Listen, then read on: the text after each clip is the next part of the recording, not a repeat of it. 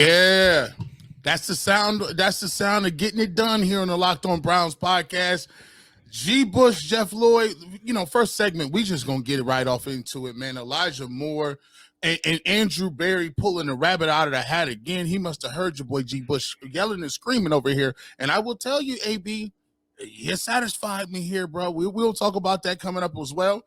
We'll get to the second segment. We'll look into this and talk about the difference between the Browns getting him, Elijah Moore, and Jerry Jeudy. We'll talk about the pros of getting a guy like Elijah Moore and still having some draft capital left over. We'll get into that as well. And then we'll also get into the Anthony Walker decision today. We missed that a little bit today, Jeff.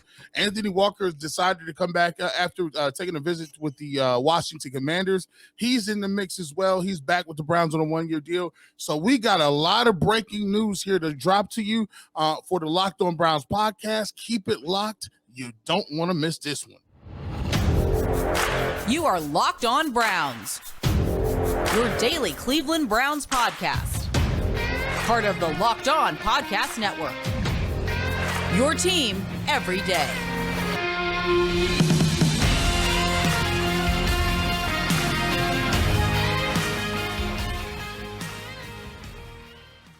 Welcome back, my friends, to the show that never ends, your daily delivery of all things Dog Pound LGB on the LOB, the Locked On Browns podcast, brought to you by the Locked On Podcast Network, your team every day. Your host, Jeff Lloyd, at Jeff_LJ_Lloyd, of course, from the Ultimate Cleveland Sports Show, the Barber Shop, 8 to 12, 92.3 The Fan, Saturday mornings, Mr. Garrett Bush at G Bush 91. This episode is brought to you by the FanDuel Sportsbook, official sportsbook of the NFL. Make every moment more. Visit FanDuel.com/lockedon today to get started.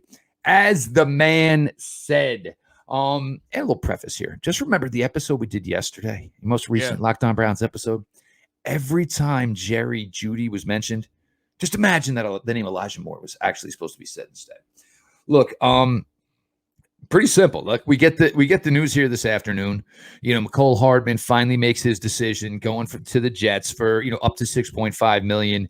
And I got to be honest, once Joe Douglas in the Jets office is getting off the phone with the league offices, hey, it's done. We've agreed to it. The fax is sent. There's got to be some lady. We'll call her Ophelia. Joe. Andrew Berry's online too. Look, we've been talking about this for months, man. Elijah Moore. Obviously now you got Mecole Hardman. You now just brought in a third wide receiver since you drafted this kid. There ain't no way you're keeping him. There ain't no way you're going to make this work. What do we got to do to get this done, get this put to bed today? Browns acquire wide receiver Elijah Moore. We'll get to the specifics of it. And again, Andrew Berry, there's got to be, we always talk about these guys being nerds, analytic. Dude, he always finds a way to swoop in, get a deal done, and basically says, oh, and by the way, you pay for the tab. Like, it's somehow, some way, again, like he went in here, they ate his steak, drank 2 glasses of red wine, and suddenly walked out and said, you got to check on this one. Because the Browns, nothing changed for them. As much as we like Jerry Jeudy, Elijah Moore costs significantly less. He's 1 year younger. The both of them are in the same situation right now where there's 2 years of team control left. There is no 5th-year option when you're talking about Elijah Moore because he wasn't a first-round pick, obviously. Cheap money here, formerly the number 34 overall pick of the 2021 draft class. We wouldn't shut up about him in those days. We couldn't shut up about him. The problem is drafting him where they took Greg Newsome, that was probably too high. They traded up in round 2 and took Jeremiah Owusu-Koramoah. Elijah Moore was already off the board. Guy runs a 4.34. His feet are nasty. You think Amari Cooper runs good routes, guys? You are going to be wowed and amazed when you see this guy. He's on par with Jerry Jeudy. He's on par. The situation, and look, it's understandable. And look, for a guy to get jealous when you were just drafted, then they go out and they draft Garrett Wilson. Okay, that's fine. There's a little jealousy there inside you, but I'm going to strive. I'm going to play. And it's Joe Flacco. It's Zach Wilson. It's Mike White. It's, Billy, the guy who, empties the garbage can Saturday night, so they're all ready for Sunday. He played a quarterback in a Thursday night football game for the Jets. It turned into a tornado of a situation. Elijah Moore got caught up into it. Now what happens? Everything's supposed to be good. You sign Alan Lazard. Aaron Rodgers is coming. He's probably bringing some of his own people with him. Now, today, you go out and you sign McCole Hardman. The kid just wants to play. He wants his opportunity. The Browns, you get this done. You still have a life after Amari Cooper. You don't have to normally say that Amari Cooper cannot be a part of this team in 2024 because Elijah Moore is still going to be making dirt cheap money. B, chef's kiss. G, chef's kiss. Beautifully done today. Man, I'll tell you what, man. I'll tell you what.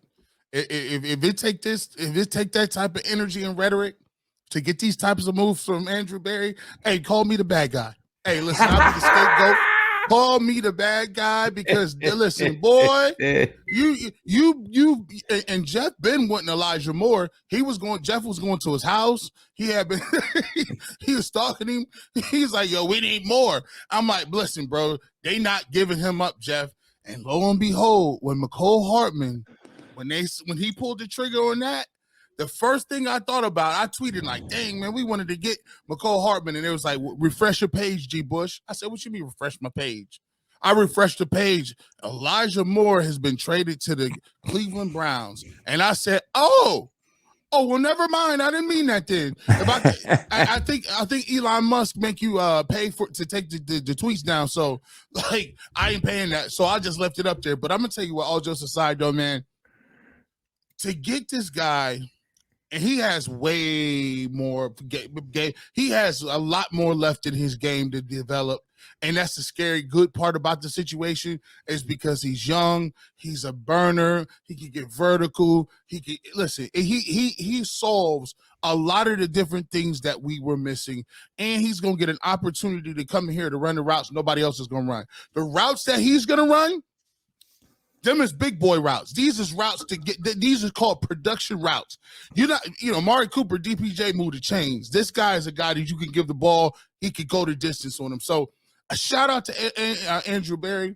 And just for the simple fact of he got this for basically trading down 30 spots. He just basically the trade went, all right, here's what we're going to do. We're going to give you our 2, but you're going to give us that 3 back. The difference between the 2 of them is 30 picks. So basically you traded down from number 2 all the way to the 3rd round to get a guy like this. And the crazy thing about it is he's getting less than $2 million the last 2 years of his deal. Like he's on this year, he's getting like less than $2 million. That's crazy when you talk about that. So for me, we were talking about it before. Just think what your 11 personnel looking like right now, Jeff. That 11 personnel right now, Elijah Moore in the slot moving around. You got Donovan Peoples-Jones on one side, Amari Cooper on the other side, and you still got guys like David Bell, who now looks a lot better. People say, well, why wouldn't you want to talk about David Bell before you got Elijah Moore? Because here, David Bell as my 4th receiver, I like. Because guess what? David Bell on the 4th corner, I'll take that. See, it's all about the matchup numbers, but I will say this, man. It's a good move. The Browns got better today. They got a guy back we'll talk about a little bit later in the second half of this podcast, but great job. I'm looking forward to it. And I think for the first time we can say we are excited during free agency. Look, I mean, you look at all the moves added up here, and look, it was always wide receiver here. What are you going to do? And this is what made it tough. Look, it's not like there was a list of names out there in free agency. You said, oh, well, boom, gold. Paris Campbell, $3 million. McCole Hardman had to wait damn near, almost 2 weeks to get any notice here and finally get his deal done. So you had to look at guys, that were currently on rosters. Jerry Jeudy, can you plug him out of there? Elijah Moore, and credit to Mary Kay Cabot because she didn't stop. Mary, look, Elijah Moore, Elijah. I don't know. Mary's always got obviously some eyes and some ears within that building, and and she was one as soon as McCole Hardman came out, and it even made me think of it because I put the tweet out and she just said, I'm just gonna drop this here because I got a little work to do, but you get a player in here, and look, the kid's got stones. You go back to his days at Ole Miss. He's going and putting up almost the same amount of production as all three of those Alabama wide receivers. This guy put up like 13 for like 240 against Alabama. You are playing pro football players in that game. Almost every one of those guys on the defense for Alabama that day is in the NFL or is playing professional football somehow, some way. You got a baller here. He's nasty from the slot, jet sweeps, can get deep. Route running is ridiculous. I agree. You want to go 10 personnel? Nobody's covered David Bell because you worry about everybody else. You ain't covering. You're not covering David Bell, who, is a pretty accomplished guy, coming into the NFL. Last year certainly didn't work out the best for him, but still a thought process here, that he can probably be the one that rises above those other guys. Fantastic, fantastic job. We're going to get more to the ins and outs of the deal itself, where it leaves the Browns here, and we're going to get the third segment because you want to know what? Coach/starting middle linebacker is back in town as well. Jeff Lloyd, G. Bush, your latest Locked On Browns. The midway point of the NBA season is here, and now is the perfect time to download FanDuel, America's #1 sportsbook, because new customers get a no-sweat first bet up to $1,000. That's bonus bets back if your first bet doesn't win. Just download the FanDuel Sportsbook app. It's safe, secure, and super easy to use. Then you can bet on everything from the money line to individual point scores, 3-pointers drained. You're going to sit down for a ball game, 2.5 hours committed to it. Go with the same game parlay. Pick 3, 4, 5 bets that you like. You only got to put down a small amount because the amount of bets you've got, if they all hit, you're getting a big, big payout. So don't miss the chance to get your no-sweat first bet up to $1,000 in bonus bets when you go to FanDuel.com/lockedon. That is FanDuel.com/lockedon to learn more.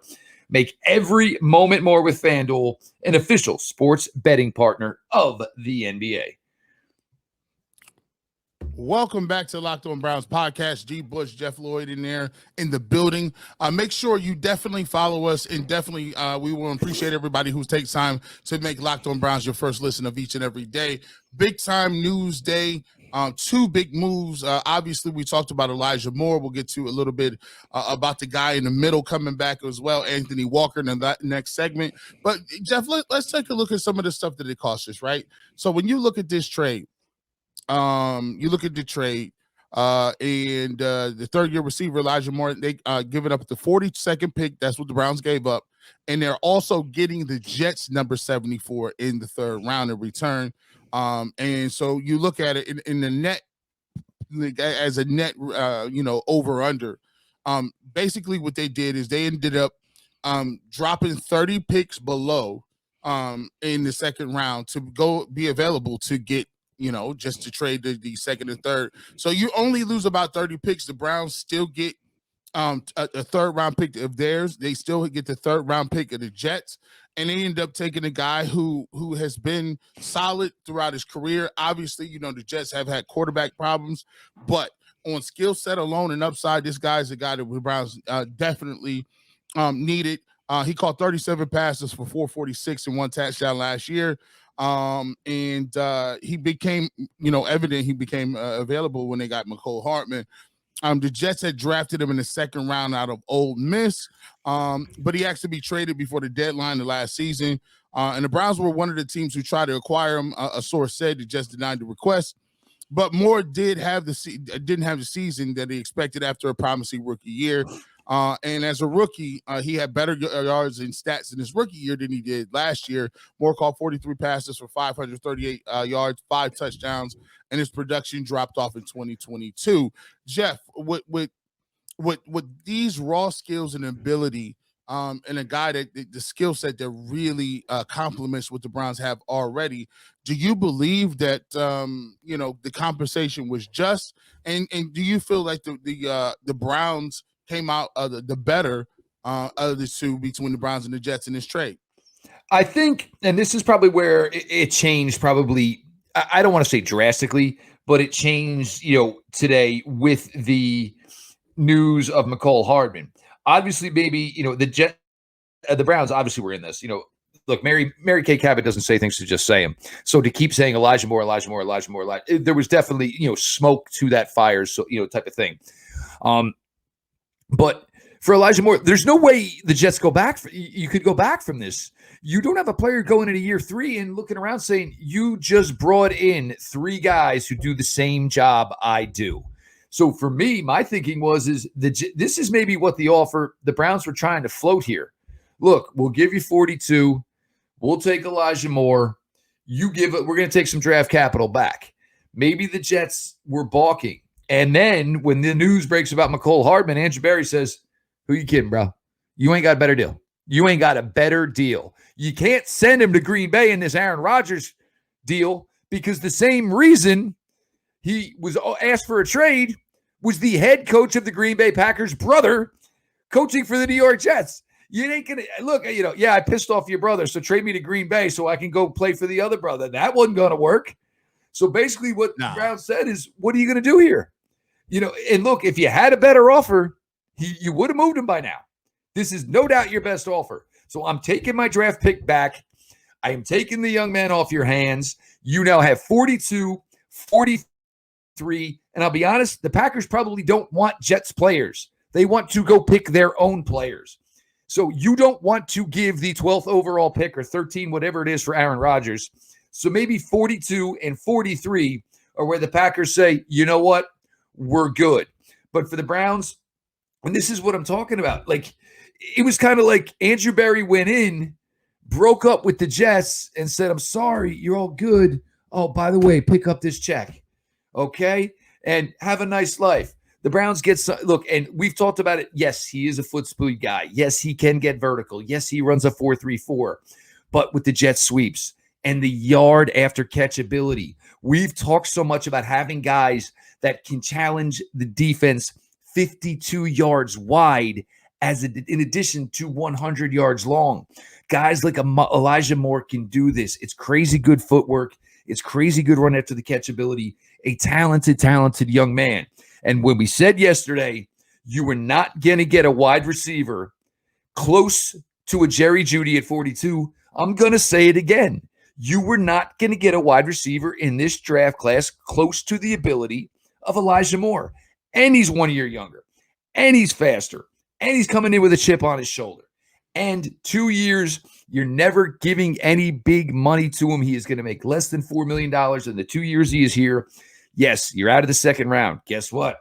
They didn't draft early in the second round last year as well. So guess what?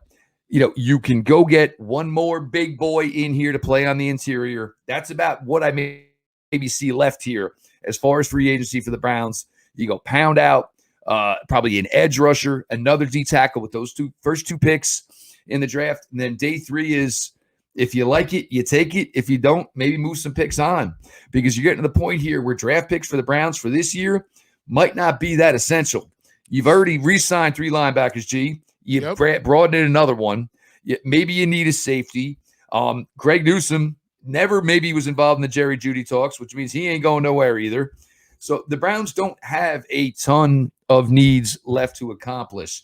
And to put this kid in, and to get him to be able to pick the brain of an Amari Cooper when he's got better ability. This isn't a knock on Amari Cooper. You guys are just better athletically. It is what it is. So now not only can he go sit there with Amari Cooper and say, all right, well, teach me something. I've got all this, but I want to be better. Donovan, is essentially the big boy receiver of the room now. I mean, and you still get 74. You've got 98. Well, who even knows if they drafted 74? They could drop that, because we know Andrew, but just staying active, working it every single day. And this is a trade that has been in the works since the beginning of November. Browns were trying then, and the Jets balked at it. Again, who knows what they were thinking at the time? Who knows what the Browns were offering at the time? But you get in, you still have the same amount of draft capital you had to begin this entire day, and you bring a player like this into the fold, and now you can go with an 11 personnel of Nick Chubb, David Njoku, Amari Cooper, Elijah Moore, Donovan Peoples-Jones, or you can go to 10 personnel of Nick Chubb and then Amari Cooper, Elijah Moore, Donovan Peoples-Jones, David Bell, however you want to do it. You were putting and you were making a smart move here because, yes, you expect your $250 million investment to get it done, but you're a damn fool, G, at the end of the day, if you don't try to do everything you can to make sure that $250 million investment hits. Yeah, that's what we was waiting on, man. You know, I made the analogy when I was doing the live stream about it is, you know, you didn't have bought the mansion. The mansion is $230 million worth, right? So there's no sense in you going to buy thrift store furniture. You might as well go ahead and put some good furniture in there. Right? I mean, you already gonna pay the mortgage, and the Browns have already paid the price. They paid the picks. They've taken the PR hit. The media is on them. So you might as well go all the way in. You might as well go ahead and do what it do. So when you get a guy like Deshaun Watson, now you need to start tooling up. It's an arms race, and I just think the Browns got a lot better today. You look at some of the AFC North here and the inactivity, and meanwhile, Browns defensive tackle, edge, safety, wide receiver, and just keep plugging them in, plugging them out. Look, the proof of the pudding is always on the field, and we've had these conversations before, and that's all well and good. But also, you're bringing the guys cut from the right cloth, and sometimes that cannot be misunderstood. We're gonna keep it going here. Jeff Lloyd, G. Bush. One more addition was made a little earlier today, and this one definitely obviously crucial to this team's success as well. Wherever you are looking for your Browns coverage, if you are not starting by being subscribed and having your notifications on to Locked On Browns on YouTube, y'all need to check yourself right now. But I will say this. Hey, make sure you continue to follow us at GBush91. Make sure you follow at Jeff_LJ_Lloyd and follow at Locked On Browns on Twitter. This one, this is kind of funny. This kind of went viral. I was on Ultimate Cleveland Sports Show, right? And I was on there and I was like, you know what? I like Anthony Walker. I like him. But he got good leadership, but leadership ain't gonna tackle nobody. I called him Captain Planet. And he actually retweeted it, right? All he did is smile and said, kind of like, okay, I see what it is. And I was always telling somebody, man, listen, hey, never be afraid to come back and say, I changed my mind when you receive new information. Only a fool doubles down on things that when you get new information and never double down on dumb. Yeah. I was like, you know what? When he left to go to Washington, it was almost like my girlfriend leaving. It was like, my dependable, person that I've been with a while that understands me and knows what I like, what I don't like. She understands some of my quirks. And Anthony Walker's like that. Anthony Walker knows his defense. He knows the city. He knows everything that goes on in an organization and how they tick. The crazy thing about it is when he went to Washington, I was like, I looked at the climate of linebackers. I looked around the industry. I looked around everywhere, and I said, boy, Anthony Walker is better than anybody else they might be able to bring in here. And so when he went to Washington and he came back, I had to apologize. I said, man, you know what? Thank you for coming back, Anthony Walker. Shout out to you. And he puts on Twitter, he goes, it doesn't matter. Keep working hard. And it says in the word #Jag. So touche, Mr. Walker. I'll probably deserve that one, but either or, I do want to say congratulations, welcome back to Cleveland, because we're gonna need you. We're gonna need all of that, given the fact that where our linebacker core is right now. And I think, to be truthful though, Jeff, I think he was excited to come back and play under Jim Schwartz and play in an opportunity where he saw the move they made at defensive tackle. He saw Tomlinson moves. He saw Hurst. He saw Hill. He saw young OG. He saw all those guys, young dudes. Like he wants to. It's a certain thing. It's a certain vibe when you got playmakers playing on the left or right behind you. Like you feel like you can make plays because the whole team can't afford to watch you. You got young guys and other guys out there that can really make some plays. So it's all about synergy. And I think Anthony Walker, man, he made the right decision in coming back, because now I feel like there's not too many glaring holes, Jeff, especially since you really went after special teams players as well. I mean, they've addressed a ton. And I just think, when we take a look at this move here, we're going to look back and say that was a pivotal one, because he's really going to have to be the guy that's going to call defense and get everything together. Well, first things first, look, Anthony Walker has played with, Jacoby Brissett. So there's a relationship there. And, hey, look, if it's maybe not going to work out here, JB's my boy. We're tight. If he's there, I can go down there. The other thing is, look, I'm a Florida kid. Obviously, that part of, Virginia, where, look, Redskins are based in Virginia. Anybody thinks DC, stop fooling yourselves. I'm a lot closer to where I'm from in Florida. I'm going to go take the visit. But I can tell you this, and, I'm not going to give a name, but there is a Browns linebacker, I talk to from time to time. And there are times with Anthony Walker, and, this is one of the things with Anthony Walker is, look, so many things go on in meetings and when coaches talk, and sometimes would you see what I'm doing? This is why you didn't get it done. And the kid just sits there and goes, okay. And you want to know what? Anthony Walker from this player is the kind of guy that reaches out to you, hey, 90 minutes later, look, I understand that whole scenario was rough for you, but bottom line, it didn't look like you understood what coach was talking about. And basically because he's been around football for so long, son of a coach, and said teammate responded, no, I don't really know. And Anthony Walker's the guy, all right, let me show you something here. Take a look at this, fire this up. We're going to go through this together. I'm going to walk you through it. This, boom, right here. This is what he's talking about. Yeah, it was a whole lot of hooting and hollering, and it was 3 minutes of talk that could have been cut down to 20 seconds. And ain't no coach's fault, whatever. But he's the kind of guy, that is it. And is he the most talented guy on that defense when he's on the field? No. Is he probably most likely 95% of the time the most important? 100%. And I'll tell you right now, once that Thursday night game, and yes, the Browns were 2-1, beat the Pittsburgh Steelers, but the second Anthony Walker was done for the season is when the floodgates opened. And G could have ran for 250. I could have ran for 250. Everybody was running for 250. Because you didn't have the guy there who, and it's this, G, and you know the way it is with middle linebacker. No, you're 6 inches too far back. You need to be 6 inches up. No. Shade to the outside. No. You shade to the, no. Exactly. And he's out there moving 10 people around on every single rep. And it looks like a whole lot of crazy nonsense. But that's truly what it means when people say, oh, he's an extension of the coaching staff. And that is Anthony Walker in every sense of the word. And to play for any franchise for a third year in a row on a 1-year deal, it shows one thing, that you're a really, really A, good person, and B, a really, really good teammate. Because, look, you get a lot of recruiting on, hey, come join me, come meet me, Juan Thornhill, Nicole Harbin, da-da-da-da-da. But what did you see from Jeremiah Owusu-Koramoah? What did you see from Greg Newsome? Need a walk back.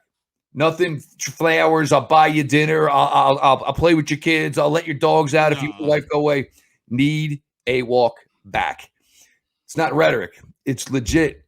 And this team, they are a better football team with him. Ideally, is the plan for someone to basically come take his spot with better play? Yeah. But in order to do that, you better be lights out because his leadership means that much. Yeah, getting lined up is a huge thing. Like when you play defensive line, I played with linebackers who have been slow to get to play in. When they do get to play in, they're slow in delivering it. Sometimes they don't speak clearly. Sometimes, it just basically they're not audibling to the right things. And sometimes they just can be the smartest person in the world, but just can't tackle nobody. And so I was getting frustrated because people naturally perceive that defensive linemen, stop the run solely, or that the linebackers stop the run solely. And what I try to explain to people is that these guys are locked at the hip. Everyone has a gap. And even if you're going to run a scheme and I leave my gap, somebody else has to come and replace my gap. So, when we're looking at some of these things and some of the situations that have happened to defensives, people like Anthony Walker are very important because what they do is they can nullify some of those situations where people try to scheme you confused, or they try to make you speed up your clock to get rid of the ball to fit and to kind of like feel this image, this pressure, right? So for me, like I said, I was super excited that the Browns brought him back because I think now you can start bumping guys back down to their familiar places, right? Are you going to ask Taki to play every single snap? No, he's not going to be an every snap player. But if those guys, 3 guys, can kind of platoon, switch in and out, do some things. I think they can get a unique skill set from all three of them. Look, it's a good day, and and I know everybody wants to get on Andrew Berry, for what the on-field product and how the seasons have gone. But look, that ain't his gig, man. His gig is to make sure he can get as many dudes in the building that can get it done. I know, whether it's Barry and, do you want to get on Steph? And yeah, there's been some unfortunate circumstances. Yeah, all that's true. But look, you got to go win some damn ball games. It's getting there. Right now, you sign one more free agent D tackle. You've got a starting defensive line. You've got a starting linebacker unit. You've got a starting secondary. You've got a starting offensive line. You've got your starting tight end set up. You've got your starting wide receivers. You got your quarterback. You got your running back. To have all that done, G, when this team used to do free agency, the draft, and then we'd wait till Labor Day weekend and say it'd be great if the Browns could maybe find a starting right guard, maybe a starting strong safety, and maybe a third defensive tackle this weekend in September. This stuff's all wrapped up now in a bow. It's all wrapped up in a bow. You go BPA, you go best talent at a certain position that you think here now, and you are good to go. Elijah Moore is a New York Jet. Garrett Bush, Ultimate Cleveland Sports Show, Monday through Friday, 11 to 1 on YouTube. Barbershop, Saturday morning, 8 to 12. Every Saturday, go in, get yourself trimmed up for the weekend. Look fine. It's getting to be spring. If you ain't got a lady, you're going to need a lady, so you have to get yourself all cheaped up. So check that out. Make sure you're following at GBush91. Myself, Jeff Lloyd, at Jeff_LJ_Lloyd. For all your Browns coverage, make sure you are following and subscribed on YouTube to the Locked On Browns podcast. And, ladies and gentlemen, with all that being said, this has been your daily delivery of all things Dog Pound. LGB on the LOB. Let's go, Browns.